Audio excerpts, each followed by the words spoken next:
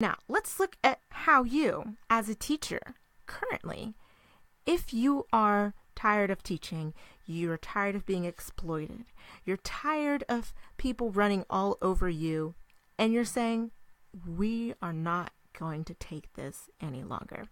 Let me tell you some things that you can do. First of all, take a look at your interests. First, what do you like to do? Are you an English teacher? Obviously, you like English, you like letters, you like literature, you like words. Probably the easiest one to move into from that would be a writer or an editor. You could work for a publishing company. Scholastic was my dream, working for Scholastics as a kid.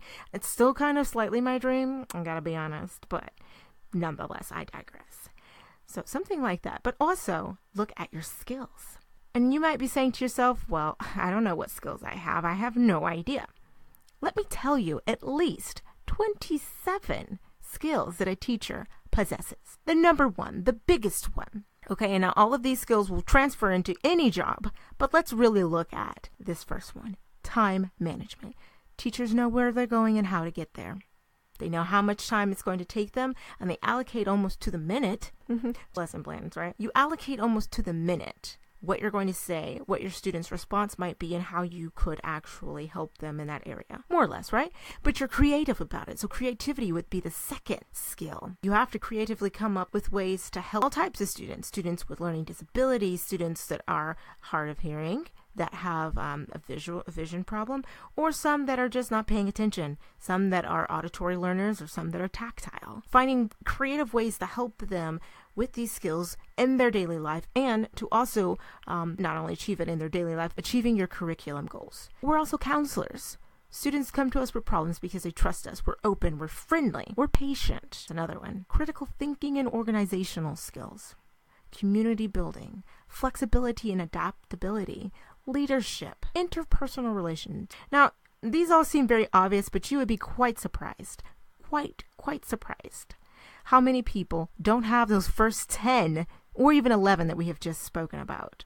Many people don't have these skills, and especially not all together. But as a teacher, you possess it. Congrats to you.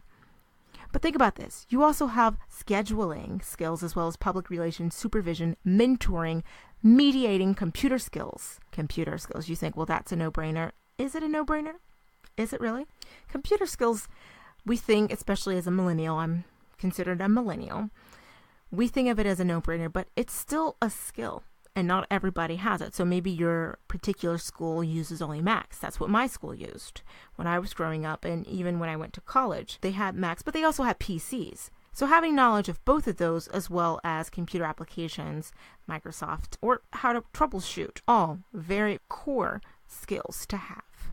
But think about this. Presentation skills. You are comfortable speaking in front of people. You're comfortable speaking. Perhaps you've never been to a Toastmasters meeting, but you still got pretty darn good presentation skills, right, Teach? That's right.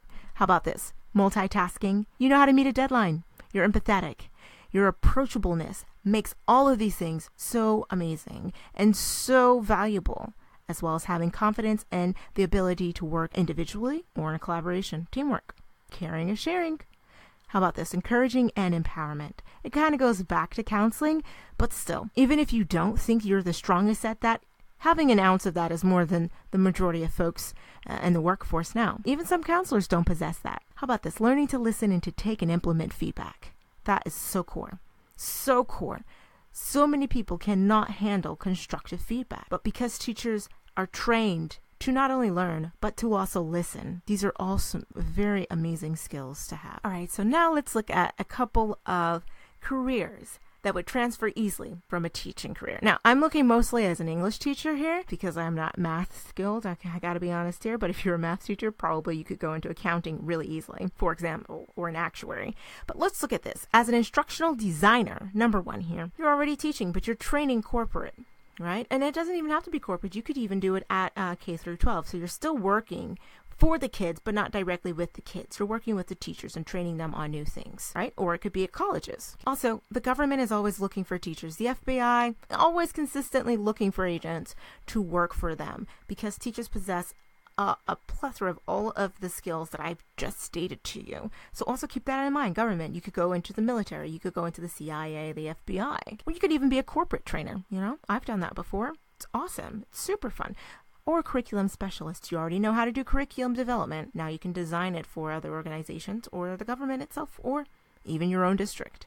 Or you could transition into being an adult educator. Now, I'm considered an adult educator because I don't work with children. How about this? Human resources. You could still use all the skills that you have.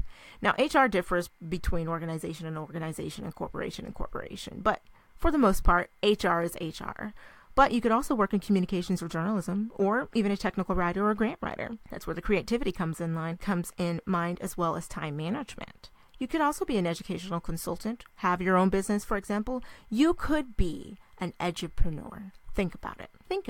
You could sell not only your lesson plans, but the things that you know. You could empower other teachers. You could give them advice and have a salary from that. Marketing is always valuable no matter which sector you go into. And as a teacher, I believe that you could easily segue into that. Now, that could also go back into PR. Marketing by itself could stand alone. I already mentioned editor, but being a paralegal, private nanny, or educating prisoners. Have I missed anything? Leave your comments below. And don't forget to like me on Facebook under Paradigm English or to visit me at www.paradigmenglish.com. Well, guys, that's all I have for you today. Let me know your thoughts and comments. Did you enjoy this? Are you a teacher thinking about leaving the profession and don't know where to go? Hit me up on my website under consultations. Bye-bye for now, y'all.